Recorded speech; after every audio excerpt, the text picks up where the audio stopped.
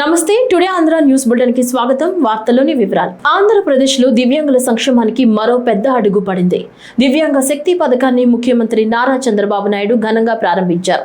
Mangalagiri bus stand నుంచి deputy CM Pawan Kalyan, మంత్రి నారా లోకేష్ లతో కలిసి దివ్యాంగులతో బస్సు ప్రయాణాన్ని ప్రారంభించారు. మంగళగిరి నుంచి పెనుమాక వరకు సుమారు 11 కిలోమీటర్ల దూరం దివ్యాంగులతో కలిసి ప్రయాణిస్తూ వారి సమస్యలు, సంక్షేమంపై తెలుసుకున్నారు.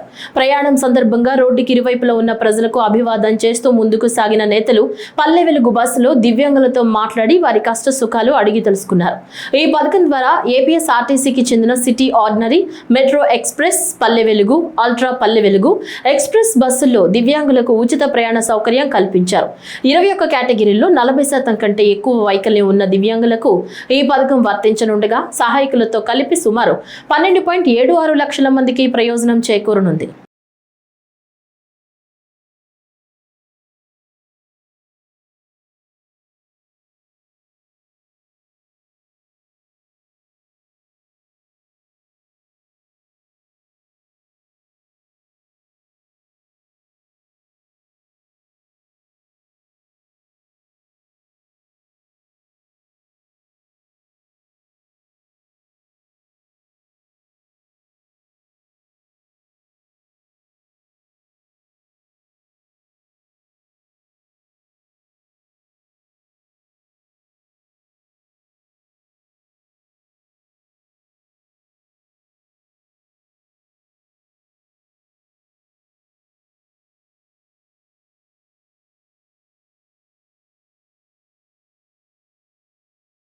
ఎన్నికల్లో ఇవ్వని హామీలను సైతం నేడు సీఎం చంద్రబాబు నాయుడు అమలు చేస్తున్నారని రాష్ట్ర రవాణా శాఖ మంత్రి మండిపల్లి రాంప్రసాద్ రెడ్డి అన్నారు. అన్నమయ్య జిల్లా రాయచోటి ఆర్టీసీ బస్టాండ్లో దివ్యాంగ శక్తి పథకాన్ని మంత్రి రాంప్రసాద్ రెడ్డి ప్రారంభించారు. మంత్రి రాంప్రసాద్ రెడ్డికి ఆర్టీసీ అధికారులు, సిబ్బంది, దివ్యాంగులు ఘన స్వాగతం పలికారు. అనంతరం మంత్రి రాంప్రసాద్ రెడ్డి మీడియాతో మాట్లాడారు. నాడు మహిళలకు, నేడు దివ్యాంగులకు ఆర్టీసీలో ఉచిత ప్రయాణం కల్పించడం ఎంతో శుభ పరిణామమన్నారు. దివ్యాంగ శక్తి దివ్యాంగులకు ఓ వరం లాంటిదన్నారు. రాష్ట్రంలో 12.5 లక్షల మంది దివ్యాంగులకు ఆర్టీసీలో ఉచిత ప్రయాణ సౌకర్యం కల్పిస్తున్నామన్నారు. రాష్ట్రం అప్పుల్లో ఉన్నా కూడా సంక్షేమం, అభివృద్ధి ధ్యేయంగా కూటమి ప్రభుత్వం పనిచేస్తుందన్నారు. గత ప్రభుత్వంలో గాడి తప్పిన ఆర్టీసీని నేడు గాడిలో పెడుతున్నామన్నారు. రాష్ట్ర వ్యాప్తంగా ఇప్పటికే 1450 డీజిల్ బస్సులను ప్రవేశపెట్టామన్నారు. త్వరలో మరో 257 బస్సులను అందుబాటులోకి తీసుకొస్తామన్నారు. పేద ప్రజలకు ఆర్టీసీ సేవలు ప్రత్యేకంగా ఉండేలా చర్యలు తీసుకుంటామని మంత్రి రాంప్రసాద్ రెడ్డి తెలిపారు. ఈరోజు రాష్ట్ర చరిత్రలోని ఒక శుభదినం. గౌరవ ముఖ్యమంత్రి వర్యులు పెద్దలు నారా చంద్రబాబు నాయుడు గారి ఆదేశాల మేరకు ఇప్పటికే రాష్ట్ర వ్యాప్తంగా మహిళా సమాజానికి స్త్రీశక్తి పథకాన్ని తీసుకొని వచ్చాం. ఆగస్టు 15వ తారీఖు నుంచి రాష్ట్రంలో ఈ స్కీమ్ని ఇంప్లిమెంట్ చేయడం జరిగింది. అద్భుతంగా ఎక్కడా లేని విధంగా 50 కోట్ల ప్రయాణాలు జరిగిన పరిస్థితి ఈరోజు రాష్ట్రంలో ఉంది. దీని ద్వారా లక్షలాది మంది మహిళల యొక్క కళ్ళల్లో సంతోషం చూడడమే కాదు, రాష్ట్ర వ్యాప్తంగా ఆ పథకానికి వచ్చిన ఆదరణ ఇంత అంతా కాదు. అది ఒక పక్కన జరుగుతూ ఉంటే ఎన్నికల హామీలో కూడా లేకుండా ఉండే మరొక పథకాన్ని ఈరోజు లాంఛనంగా రాష్ట్ర వ్యాప్తంగా ముఖ్యమంత్రి గారు ప్రారంభిస్తున్నారు. దానిలో భాగంగా ఈరోజు నా సొంత నియోజకవర్గం రాయచోటి పట్టణంలో ఎంతో అద్భుతంగా వందలాది మంది ప్రయాణికుల మధ్య ఈ కార్యక్రమాన్ని చేపట్టాం. సమాజంలో మేము సైతం ఎక్కడా ప్రభుత్వం మా మీద తారతమ్యాలు చూపివ్వడం లేదు, ప్రభుత్వం అన్ని విధాల మమ్మల్ని ఆదుకుంటుందనే ఒక మంచి లక్ష్యంతో గత ప్రభుత్వం ఏర్పాటులో చేయూతనిచ్చిన దివ్యాంగ సోదరుల కోసం ఆర్టీసీ బస్సుల్లో ఫ్రీగా ట్రావెల్ చేసే విధంగా ఈ రాష్ట్ర వ్యాప్తంగా ఇప్పటికే ఎన్రోల్ అయిన 12.5 లక్షల మందికి ఉచితంగా బస్ సౌకర్యాన్ని కల్పించేదానికి ఈరోజు ప్రారంభం జరిగింది. ఈ పథకం ద్వారా ప్రభుత్వానికి మా అంచనా ప్రకారం సంవత్సరంలో 200 కోట్ల రూపాయలు ఖర్చు అవుతుందని తెలిసినా కూడా స్త్రీశక్తి పథకాన్ని ఎంత అద్భుతంగా ఆదరించారో ఈ పథకాన్ని కూడా ఆదరిస్తారనే నమ్మకంతో ఈరోజు ప్రజలకు చేయూతనివ్వడం జరిగింది. సోదరి సోదరుమణులారా, ఈరోజు ఏపీఎస్ఆర్టీసీ అలాగే రాష్ట్ర ప్రభుత్వం ఇది ఒక భారం కాదు, ఇది ఒక బాధ్యతగా ఈ పథకాన్ని ప్రవేశపెట్టడం జరిగింది. ఎక్కడ ఏ విధమైన పొరపాట్లు లేకుండా స్త్రీ శక్తిని ఈరోజు ఇస్తున్నాం. 70,000 మంది ఏపీఎస్ఆర్టీసీ కార్మికుల యొక్క చేయూతతో ఈ కార్యక్రమం కూడా రాష్ట్ర వ్యాప్తంగా అద్భుతంగా అద్వితీయంగా పనిచేస్తూ ఉంది. ఈరోజు దివ్యాంగ సోదరులకు ఏదైతే ఇస్తున్నామో ఇది కూడా రాబోయే కాలంలో సక్సెస్ అవుతుంది. మా ముఖ్యమంత్రి గారికి, మా ప్రభుత్వానికి మంచి పేరు తెస్తుందని ఆశాభావం వ్యక్తం చేస్తున్నా. అలాగే ఏపీఎస్ఆర్టీసీకి ఉన్న చరిత్ర ప్రపంచవ్యాప్తంగా ఏ సంస్థకు లేదు. ఎందుకంటే ఒకప్పుడు సౌత్ ఏషియాలోనే బిగ్గెస్ట్ ట్రాన్స్పోర్ట్ సిస్టమ్ ఉన్న ఏపీఎస్ఆర్టీసీ గత 5 సంవత్సరాల్లో కొంచెం ముబ్బుల్లో కూరుకొని పోతే ఈ ప్రభుత్వం వచ్చిన తర్వాత దాన్ని గాడిలో పెట్టే ప్రయత్నం చేస్తా ఉన్నాం. దివ్యాంగులకు ఉగాది కానుకగా దివ్యాంగ శక్తి పథకాన్ని బుధవారం శ్రీకాకుళం రూరల్ మండలం రాగోలు గ్రామం వద్ద రాష్ట్ర వ్యవసాయ శాఖ మంత్రి కింజరపు అచ్చెన్నాయుడు ప్రారంభించారు. శ్రీకాకుళం శాసనసభ్యులు గుండు శంకర్, జిల్లా కలెక్టర్ స్వప్నిల్ దినకర్ పుణ్కర్ తో కలిసి జెండా ఊపి ప్రారంభించి అనంతరం మంత్రి దివ్యాంగుల తరపున రాష్ట్ర ముఖ్యమంత్రి నారా చంద్రబాబు నాయుడుకు ధన్యవాదాలు తెలిపారు. ఈ సందర్భంగా ఆయన మాట్లాడుతూ శ్రీకాకుళం జిల్లాలో సుమారు 43,000 మంది దివ్యాంగులకు ప్రయోజనం చేకూరుతుందని, దివ్యాంగులు 5 రకాల బస్సులు ఉచిత ప్రయాణం చేసుకునే అవకాశాన్ని కూటమి ప్రభుత్వం కల్పించిందన్నారు. దివ్యాంగులకి మేలు జరిగిందంటే అది చంద్రబాబు నాయుడు గారు అధికారంలో ఉన్నప్పుడు, తెలుగుదేశం పార్టీ ఎన్డీఏ అధికారంలో ఉన్నప్పుడే జరిగినటువంటి విషయాన్ని ప్రతి ఒక్కరూ కూడా గుర్తుపెట్టుకోవాలి. ఆ రోజు పింఛన్ విషయానికి వస్తే 200 రూపాయలు పింఛన్ వికలాంగులకు ఉండేది. ఆ 200 రూపాయల పింఛన్ని 500 చేసిన వ్యక్తి చంద్రబాబు నాయుడు. 500 రూపాయల పింఛన్ని 3,000 రూపాయలు చేసింది చంద్రబాబు నాయుడు. 3,000 రూపాయల పింఛన్ని 6,000, 10,000, 17,000 చేసి వికలాంగులకు ఆదుకున్నటువంటి నాయకుడు మన ముఖ్యమంత్రి చంద్రబాబు నాయుడు గారిని నేను గర్వంగా చెప్పదలిచాను. పథకాలు ఒక ఎత్తైతే సమాజంలో వికలాంగులకి గౌరవాన్ని తీసుకొచ్చినటువంటి వ్యక్తి. వికలాంగులకు ప్రతి ఒక్కరూ ఈ సమాజంలో వెలువేయబడ్డారనే మాట లేకుండా మనతో కలిసే పుట్టారు. దేవుడు కృప వల్ల కొంతవరకు వాళ్ళకి కొన్ని అవయవాల్లో ఇబ్బంది రావడం వల్ల వారు ఆ రకంగా ఉన్నారు తప్ప వారు కూడా సమాజంలో భాగమని అత్యంత గౌరవంగా కార్యక్రమాలు చేస్తున్న విషయాన్ని ఈ సందర్భంగా మీ అందరికీ తెలియజేస్తున్నాము. మొన్న 2024లో అందరి అభిమానంతో ఎన్డీఏ ప్రభుత్వం అధికారంలోకి వచ్చింది. 21 మాసాలు పూర్తయింది. ఏ ప్రభుత్వం అయినా సరే అధికారంలో రావడానికి ఎన్నికల్లో మేనిఫెస్టో ఇస్తుంది. మేనిఫెస్టో ఇచ్చిన సమస్యలే చాలా వరకు ప్రభుత్వాలు పరిష్కారం కావు. కానీ ఎన్డీఏ ప్రభుత్వం ఎన్నికల్లో మేనిఫెస్టోలో ఇచ్చిన సమస్యలు పరిష్కరిస్తూ ఇవ్వనటువంటి సమస్యలు కూడా పరిష్కరిస్తున్నటువంటి విషయాన్ని ప్రజలు గమనించాలని చెప్పి తెలియజేస్తున్నాను.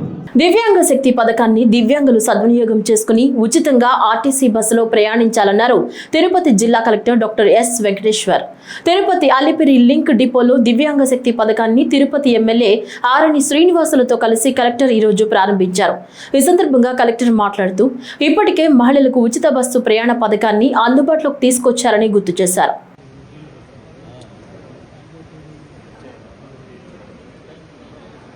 ప్రభుత్వం యొక్క ఫలాలను అందుకునే విధంగా వారంగా సంతోషంగా పెట్టడం జరిగింది. కాబట్టి 40% అభివృద్ధి కుటుంబంలో నిరాధారణకు గురైనటువంటి ఈ అంగవిని అందిపుచ్చుకొని వారు కూడా ప్రజలందరితో పాటు సరి సమానంగా కోరుకుంటూ అందరికీ ధన్యవాదాలతో సెలవు తీసుకుంటాం.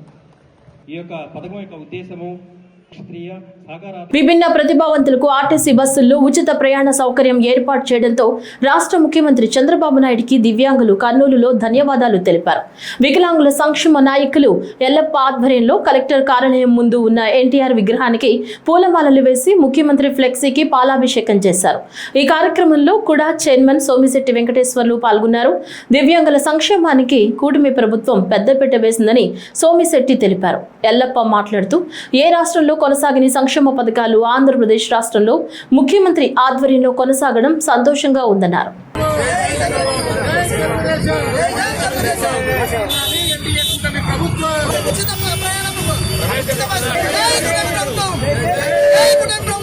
చంద్రబాబు నాయకత్వం కింద చంద్రబాబు నాయుడు ఎప్పుడు కూడా పేద ప్రజల మీద ఒక దేవుడిగా దైవంగా ప్రజలను కన్నబిడ్డలా చూసినటువంటి మహానుభావుడు చంద్రబాబు నాయుడు. మహిళలకు ఏ విధంగా ఉచిత బస్సు సౌకర్యం కల్పించాడో ఇప్పుడు విభిన్న ప్రతిభావంతులకు వాళ్ళకు కూడా ప్రత్యేకంగా ఉచిత ప్రయాణం చేస్తారని బస్సు సౌకర్యం కల్పించినందుకు అందరం కూడా సంతోషిస్తున్నాం. ఎక్కడ కూడా చంద్రబాబు నాయుడు ఎప్పుడు ఏ డెసిషన్ తీసుకుంటే ఎవరు తెలియదు. ఈరోజు ఇటువంటి డెసిషన్ తీసుకున్నందుకు ప్రజల్లో సంతోషం. ఈరోజు చూడండి, వీళ్ళు ఎక్కడ బస్సు ఎక్కాలంటే ఒక విధంగా బస్సు ఒకటి ఇద్దరు పట్టుకొని ఎక్కాలా, ఆ పక్కన పట్టుకోవాలి, ఇక్కడ పట్టుకోవాలా. వాళ్ళు ఏ విధంగా సంపాదించుకుంటారో ఏమి ఇబ్బంది పడుతున్నారు కానీ భగవంతుడు తెలుసు. కానీ వాళ్ళు ఎంతో కష్టపడి పని చేస్తూ వాళ్ళ జీవనం గడిపిస్తున్నటువంటి ప్రతిభావంతులు. వాళ్ళ మీద దయదలిచి చంద్రబాబు నాయుడు గారు ఖచ్చితంగా వాళ్ళకి న్యాయం చేయాలనే ఉద్దేశంతో ఈరోజు ఈ యొక్క ఉద్దేశంగా ఇవాళ ప్రజలకు ఈ ఒక మంచి నిర్ణయం తీసుకున్నందుకు అందరం సంతోషిస్తున్నాం. కాబట్టి విభిన్న ప్రతిభావంతులకు పండగ వాతావరణం ఈరోజు పండగ కన్నా గొప్ప వాతావరణం. ఎందుకంటే మన రాష్ట్ర ముఖ్యమంత్రి వర్యులు గౌరవనీయులు శ్రీ నారా చంద్రబాబు నాయుడు గారు, అలాగే రాష్ట్ర ఉప ముఖ్యమంత్రి వర్యులు గౌరవనీయులు శ్రీ పవన్ కళ్యాణ్ గారు, అలాగే బీజేపీ అధ్యక్షులు మాధవ్ గారు, నరేంద్ర మోడీ గారు సంయుక్తంగా రాష్ట్రంలోనే రాష్ట్ర వ్యాప్తంగా విభిన్న ప్రతిభావంతులు ఉచితంగా ప్రయాణం చేసే విధంగా ఉచిత బస్సు ప్రయాణ కార్యక్రమాన్ని ఈరోజు 11 గంటలకు గౌరవ ముఖ్యమంత్రి గారు, గౌరవ ఉప ముఖ్యమంత్రి గారు ప్రారంభిస్తున్నారు. ఈ ప్రయాణం వల్ల రాష్ట్రంలోని విభిన్న ప్రతిభావంతులందరికీ కూడా చదువుకోవడానికి కావచ్చు, వ్యాపారం చేసుకోవడానికి కావచ్చు, లేదా వారి కుటుంబ సభ్యులను వాళ్ళ బంధువులను కలవడానికి కావచ్చు, లేదా శుభకార్యాలకు కావచ్చు, ఎక్కడికైనా వెళ్ళాలంటే ఆర్థికంగా చాలా ఇబ్బంది ఉండేది. కానీ ఈ ఉచిత బస్సు వల్ల ఈ యొక్క కార్యక్రమాలన్నీ కూడా విజయవంతంగా చేసుకుంటూ విభిన్న ప్రతిభావంతులు వాళ్ళ జీవితాల్లో వెలుగు నింపుకునే విధంగా ఉంటుందని చెప్పేసి ఈరోజు తెలియజేస్తా ఉన్నాను. ఎందుకంటే భారతదేశంలోనే ఇప్పటి వరకు ఏ రాష్ట్రంలో కూడా రాష్ట్ర వ్యాప్తంగా పెట్టింది లేదు. ఆ జిల్లా వరకే పరిమితం పెట్టారు. కానీ ఓన్లీ మన ఆంధ్రప్రదేశ్ రాష్ట్ర ప్రభుత్వం మాత్రమే, అది కూడా విభిన్న ప్రతిభావంతులకు మాత్రమే ప్రత్యేకంగా మన ఆంధ్రప్రదేశ్ రాష్ట్రంలో ప్రవేశపెట్టినందుకు మేము రాష్ట్ర ముఖ్యమంత్రి గారిని, ఉప ముఖ్యమంత్రి గారిని, పవన్ కళ్యాణ్ గారిని ప్రత్యేకంగా అభినందిస్తున్నాం. అలాగే పశ్చిమ ఆసియా దేశాల్లో యుద్ధాలు జరుగుతున్న దృష్ట్యా గ్యాస్ కొరత ఏర్పడిందనే వదంతులు వినియోగదారులు నమ్మవద్దని, ఇలాంటి ఊహాజనిత వార్తలు సృష్టించే వారిపై చర్యలు తీసుకుంటామని శ్రీకాకుళం జిల్లా పౌర సరఫరాల శాఖ అధికారి జి సూర్యప్రకాష్ స్పష్టం చేశారు.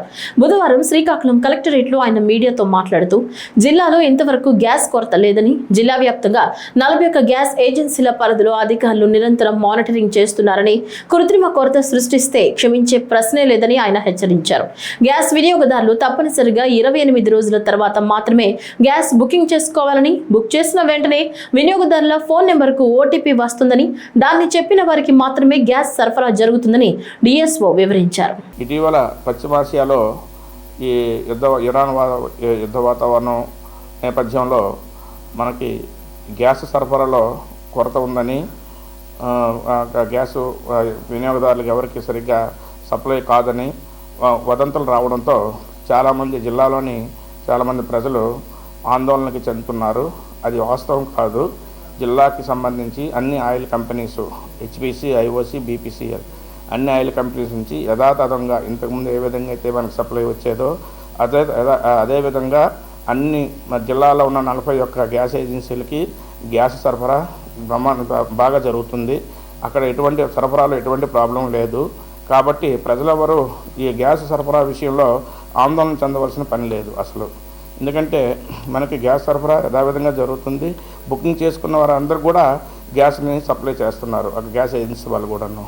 కాబట్టి ఈ యుద్ధ వాతావరణం అనేది అక్కడ వాళ్ళకి తప్ప మన ఇండియా మీద కానీ, మన ఆంధ్రప్రదేశ్లో కానీ, మన శ్రీకాకుళం జిల్లాలో కానీ దాని ప్రభావం ఏమాత్రం లేదు. కాబట్టి దీని మీద ప్రజలెవరూ ఆందోళన చెందవలసిన అవసరం లేదు. దీని మీద మేము కూడా జిల్లా యంత్రాంగం మేము కూడా నిరంతరం గ్యాస్ ఏజెన్సీ వాళ్ళతో పర్యవేక్షణ జరుపుతున్నాము. ఎక్కడ కూడా సరఫరాలో ఎటువంటి అంతరాయం లేదని మాకు తెలుస్తుంది. ప్రజలు ఈ గ్యాస్ రాదేమోని ఒక భయంతో బుకింగ్స్ ఎక్కువగా చేసుకుంటున్నారు. కానీ అది అంత అవసరం లేదు. ఎవరైతే బుక్ చేసుకుంటున్నారో వాళ్ళకి ఎప్పుడు ఉన్న 25 రోజుల పరిమితి ఉంటుంది. బుకింగ్కి మధ్యలో 25 రోజుల గ్యాప్ ద్వారా వాళ్ళు బుక్ చేసుకోవచ్చు. బుక్ చేసుకున్న 2 or 3 days 2-3 రోజుల్లోనే కంపల్సరీగా వాళ్ళ ఇంటికి మాత్రం గ్యాస్ సరఫరా జరుగుతుంది. ఏపీఎస్ఆర్టీసీ డిపో నందు ఏపీఎస్ఆర్టీసీ చైర్మన్ కొనకళ్ళ నారాయణరావు ఆధ్వర్యంలో దివ్యాంగ శక్తి కార్యక్రమాన్ని ఘనంగా నిర్వహించారు. రాష్ట్ర వ్యాప్తంగా కూటమి ప్రభుత్వం 40% అంగవైకల్యం కలిగిన వికలాంగులకు ఉచిత బస్సు సౌకర్యాన్ని ఏర్పాటు చేయడం మంచి శుభ పరిణామమని, వికలాంగులకు ఉచిత బస్సు టికెట్లను అందించి జెండా ఊపి ఏపీఎస్ఆర్టీసీ చైర్మన్ కొనకళ్ళ నారాయణరావు కూటమి నాయకులతో కలిసి బస్సును ప్రారంభించారు. అనంతరం మీడియాతో మాట్లాడుతూ ఆర్టీసీలో దివ్యాంగులకు ఉచిత బస్సు ప్రయాణ సౌకర్యం కూటమి ప్రభుత్వం ఏర్పాటు చేసిందని తెలిపారు. మచిలీపట్నం నుంచి చిన్నాపురం వెళుతున్న పల్లె వెలుగు బస్సులో దివ్యాంగులకు ఫ్రీ బస్ టికెట్లు అందించామని, దివ్యాంగుల సంక్షేమానికి కూటమి ప్రభుత్వం కట్టుబడి ఉందని తెలిపారు. మహిళలకు ఉచిత బస్సు ప్రయాణానికి వచ్చిన స్పందన చూసి దివ్యాంగులకు కూడా ఫ్రీ బస్ సర్వీస్ అమలు చేస్తున్నామన్నారు. కల్పించాలి కూటమి ప్రభుత్వానికి చెప్పి తెలియజేసుకుంటూ నాకు ఈ అవకాశం ఇచ్చినటువంటి సభా అధ్యక్షులు కాళీచరణరావు గారికి ధన్యవాదాలు తెలుపుతున్నాను. పేద ప్రజలకు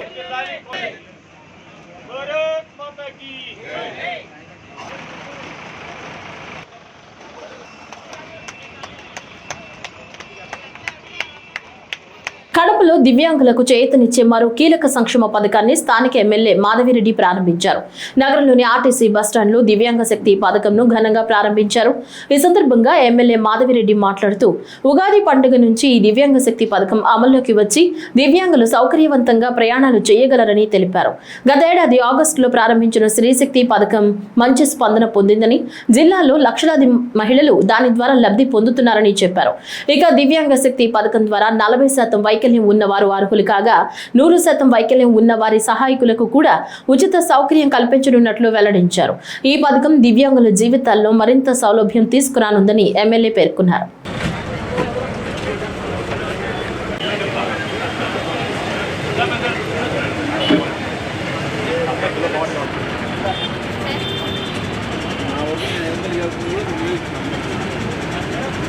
ముఖ్యమంత్రి గారు దివ్యాంగ శక్తి పథకం కింద దివ్యాంగులకు ఉచిత బస్సు ప్రయాణాన్ని ఈరోజు లాంచ్ చేయడం జరిగింది. రేపు ఉగాది, ఈ ఉగాది పండుగ దినాన దివ్యాంగులు ఇంకా సంతోషంగా ఉగాది జరుపుకునేందుకు ఈ దివ్యాంగ శక్తి పథకాన్ని మొదలుపెట్టడం జరిగింది.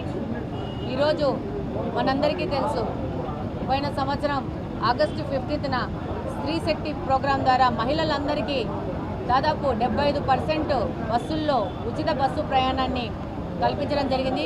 ఎంతోమంది మహిళలు ఈ యొక్క ఉచిత బస్సు ప్రయాణాన్ని వాడుకుంటూ ఉన్నారు, లబ్ధి పొందుతూ ఉన్నారు, ఆర్థికంగా వాళ్ళు పొదుపు చేసుకుంటూ ఉన్నారు. ఈరోజు ఈ యొక్క ట్రావెల్ చేసే మా ఎక్స్పెన్సెస్ని ఈరోజు చూస్తే ఒక్క వైఎస్ఆర్ కడప జిల్లాలోనే దాదాపు 2.5 కోట్ల మంది మహిళలు ఉచిత బస్సు ప్రయాణాన్ని వినియోగించడం జరిగింది. రోజుకు 1,00,000 కంటే ఎక్కువ మంది మహిళలు ఈరోజు ఈ పథకాన్ని ఉపయోగించుకుంటూ ఉన్నారు. దాదాపు రోజుకు 50 లక్షల రూపాయల డబ్బుని మహిళల కోసము ప్రభుత్వము ఉచిత ప్రయాణం కోసము ఈరోజు స్పెండ్ చేయడం జరుగుతూ ఉంది.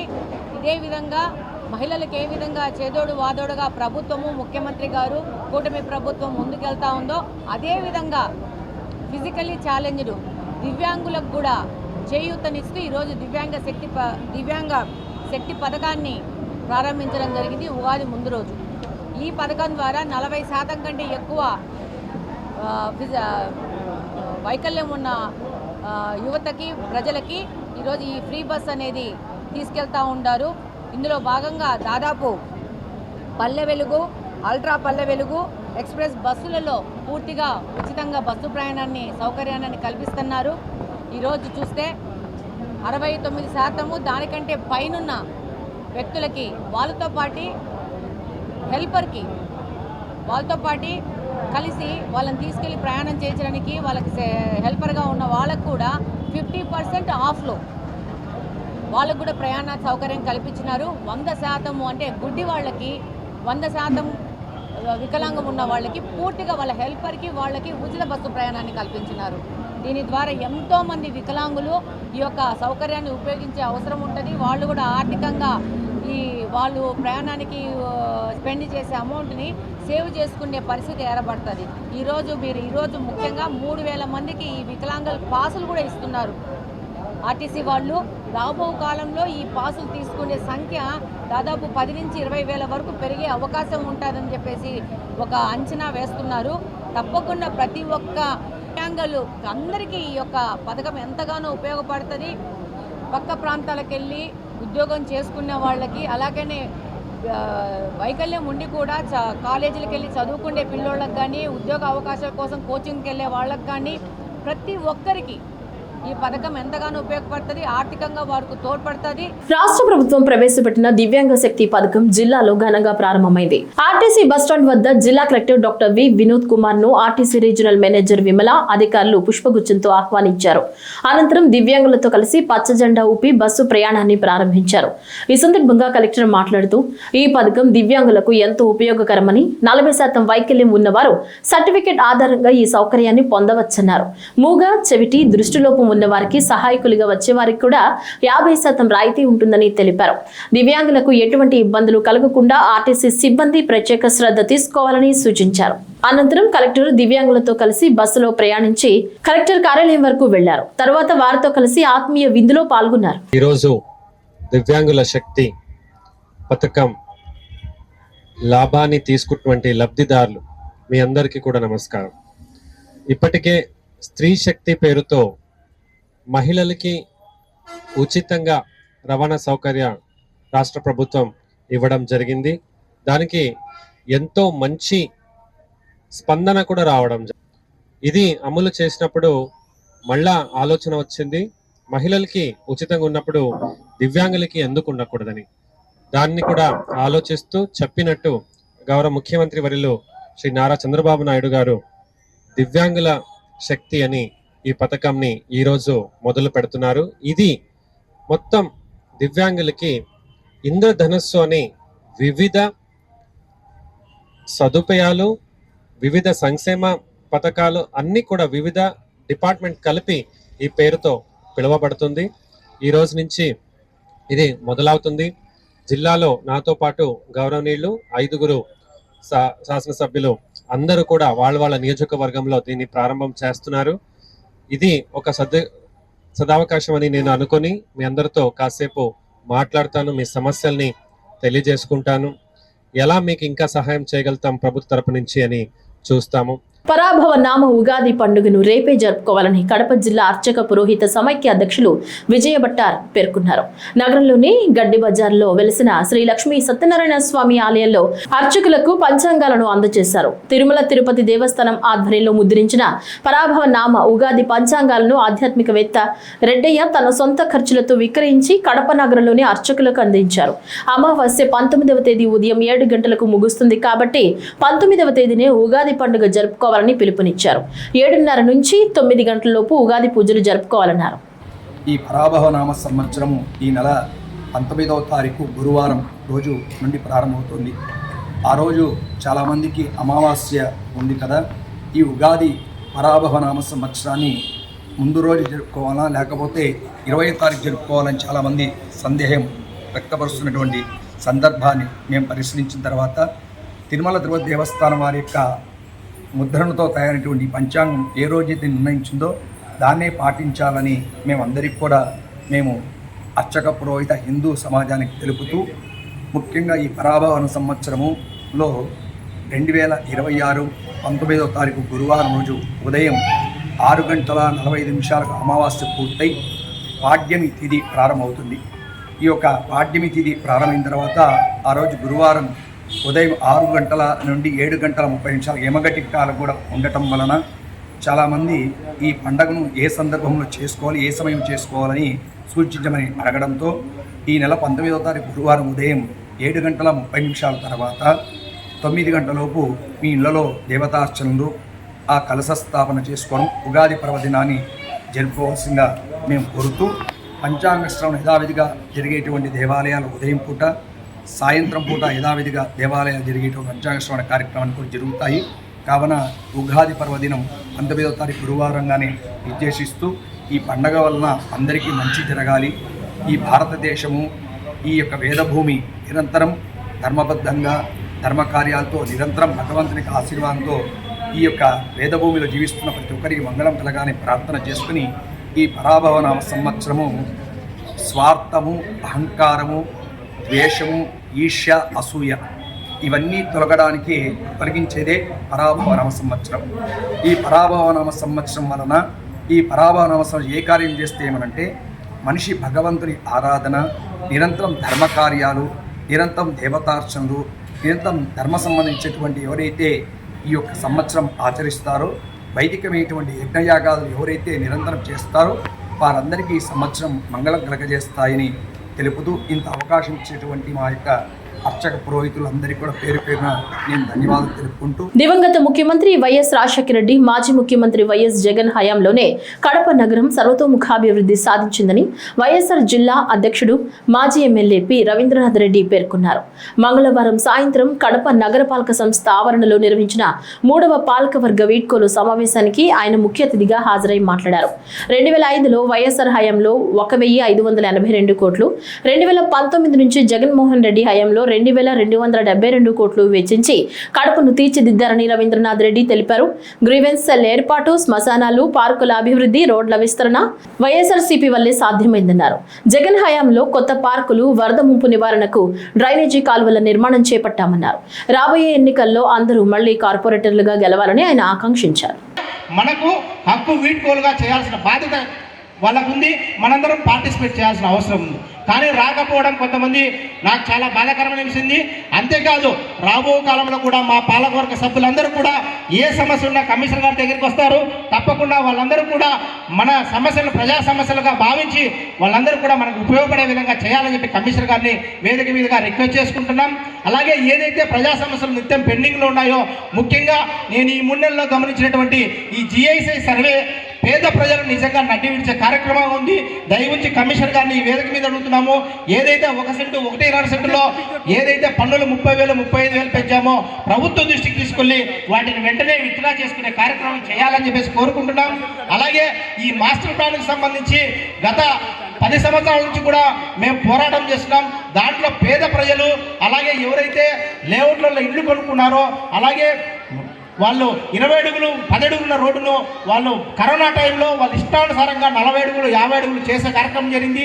దాన్ని కూడా మన సర్వసభ్య సమావేశంలో దాన్ని మాస్టర్ ప్లాన్ రద్దు చేసి రీసర్వే చేసి కొత్త మాస్టర్ను తయారు చేయాలని చెప్పేసి కూడా తీర్మానం చేశాం. అది కూడా మీరు దయవుంచి దాన్ని ఫాలోఅప్ చేసి దాన్ని కూడా చేస్తే ఇక్కడ ఉన్నటువంటి ప్రజలకు మంచి మేలు చేసిన వాళ్ళం అవుతామని చెప్పేసి మీ దృష్టికి నేను అందరితో కూడా చాలా కలిసిమెలిసి ఉన్నాము. ఎక్కడ కూడా రాజకీయాలు అనేది శాశ్వతం కాదు.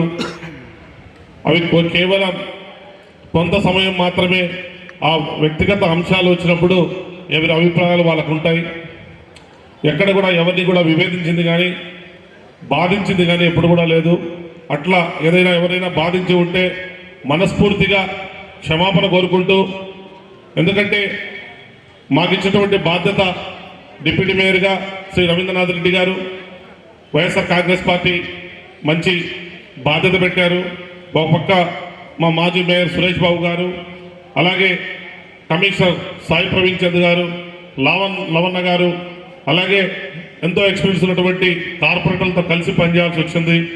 మేము చేయాల్సినటువంటి అభివృద్ధిలో ఎక్కడ కూడా లోటుపాట్లు లేకుండా ఎప్పుడు కూడా మా అవకాశం వచ్చినప్పుడు పాలక మండలిలో మా గలం విప్పుతూ కడప నగర అభివృద్ధిలో ఒక మార్కుగా మేము నిలిచినందుకు సహకరించినటువంటి కార్పొరేటర్లకి, గౌరవ మేయర్ల గారికి, అలాగే ఎక్స్ అఫీషియో మెంబర్స్ అందరికీ కూడా ధన్యవాదాలు తెలియజేస్తూ ఉంటాం. రాష్ట్రంలో జిల్లాలో డ్రగ్స్, గంజాయి వంటి మత్తు పదార్థాల నిర్మూలన కోసం కలిసికట్టుగా ముందుకు సాగుదామని doctor Augustine Raj, Jammalamadugu urban SI Ramakrishna, DYFI జిల్లా కార్యదర్శి శివకుమార్ తెలిపారు.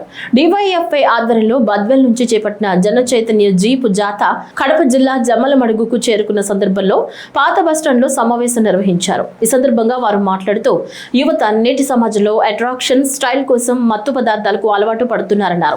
వీటి వల్ల జరిగే అనర్థాలను గ్రహించలేక ఉజ్వల భవిష్యత్తును నాశనం చేసుకుంటున్నారని తెలిపారు. ఒకప్పుడు పెద్ద నగరాలకు పరిమితమైన డ్రగ్స్, గంజాయి నేడు పట్టణాలకు, గ్రామీణ ప్రాంతాలకు వ్యాపించిందన్నారు. ఇది భవిష్యత్ తరానికి ప్రమాదం అన్నారు. ప్రభుత్వం కూడా వీటిపై కఠినంగా వ్యవహరిస్తుందని, జీవితాలను నాశనం చేసుకోవద్దని తెలిపారు. ప్రధానంగా ఈరోజు భారత ప్రజాతంత్ర విద్యుల సమాఖ్య డివైఎఫ్ఐ ఆధ్వర్యంలో నిన్న ఈరోజు 17-18 ఏదైతే డ్రగ్స్, గంజాయి వంటి మాదక ద్రవ్యాలని అరికట్టాలని చెప్పేసి, యువతలో మార్పు రావాలని చెప్పేసి, సమాజ మార్పు కోసం ఈరోజు మొత్తం బద్వేల్లో ప్రారంభమైన జీపు జాత ఈరోజు జమ్మోడుకు రావడం జరిగింది. జమ్మోడుకు పాత బస్టాండ్లో ఈరోజు సమావేశం నిర్వహించడం జరిగింది. ప్రధానంగా డివైఎఫ్ఐగా మేము ఒకటే డిమాండ్ చేస్తూ ఉన్నాం. ఈ రాష్ట్రంలో డ్రగ్స్, గంజాయి వంటి పూర్తిగా అరికట్టే వరకు డివైఎఫ్ఐ పోరాటం ఆగదని చెప్పేసి మేము చెప్తా ఉన్నాం. రాష్ట్ర ప్రభుత్వం కూడా ఈ డ్రగ్స్, గంజాయి పైన గట్టిగా ఉండాల్సినటువంటి అవసరం, ఆవశ్యకత ఎంతైనది. ఇప్పటికే ఈ రాష్ట్రంలో యువత ఈ డ్రగ్స్, గంజాయి బారిన పడి ఈరోజు సమాజానికి ఉపయోగపడకుండా, అటు కుటుంబానికి ఉపయోగపడకుండా ఈరోజు జీవితాలను నాశనం చేసుకునే ప్రయత్నం జరుగుతోంది. కాబట్టి వీటన్నిటిని అరికట్టాలంటే ఖచ్చితంగా గంజాయి, డ్రగ్స్ని పూర్తిగా అరికట్టాల్సిన అవసరం ఉంది. ఖచ్చితంగా ఈ డ్రగ్స్ ఇప్పటికే పాఠశాలల స్థాయిలో ఈరోజు డ్రగ్స్, గంజాయి ఈరోజు వచ్చేసినటువంటి పరిస్థితి ఉంది. పల్లె ప్రాంతాల్లో కూడా విస్తరించడం మనం చూస్తూ ఉన్నాం. పరిశోధనలలో మనకు తేలిన విషయాలు వచ్చేసేసి 10th క్లాస్ లోపల ఉన్నటువంటి స్టూడెంట్స్ దగ్గర 10% ఉన్నారు మత్తు పదార్థాలకు బానిసలై. అదేవిధంగా పల్లెలలో మనం గమనించి చూస్తే 85% మత్తుకు బానిసలైనటువంటి విద్యార్థులకు ట్రీట్మెంట్ అందడం లేదు.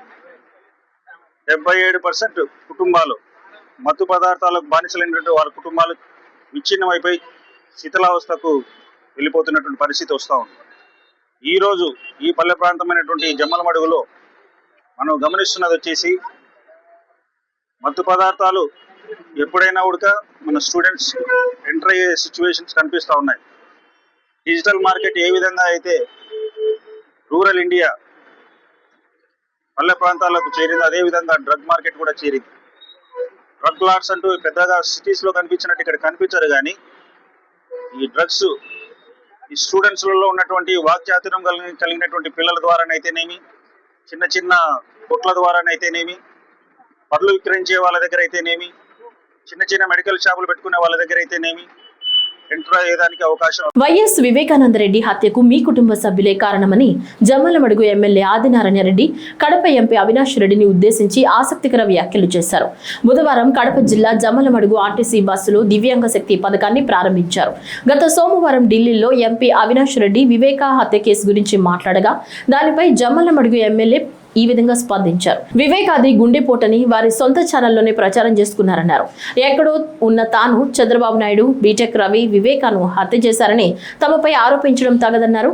ఇంటి వద్ద ఉన్న కుక్కను చంపి కదిరిలో గొడ్డలి కొని హత్యకు ఉపయోగించినట్లు సిబిఐ దర్యాప్తులో రుజువైనట్లు ఆయన చెప్పారు.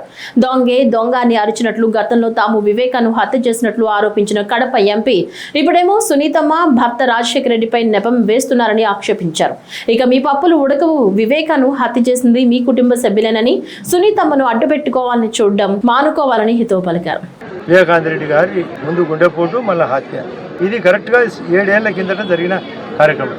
ఆయనే ఉదయాన స్పాట్ లో వాకిటి నిండా నిలబడుకొని బాగా ఎత్తులా ఉంటాడు వ్యక్తి. గుండెపోటు అని వాళ్ళ పత్రిక, వాళ్ళ సాక్షి టీవీలో ప్రచారం చేసిన తర్వాత మధ్యాహ్నం తర్వాత ఎట్లా హత్యగా మారింది.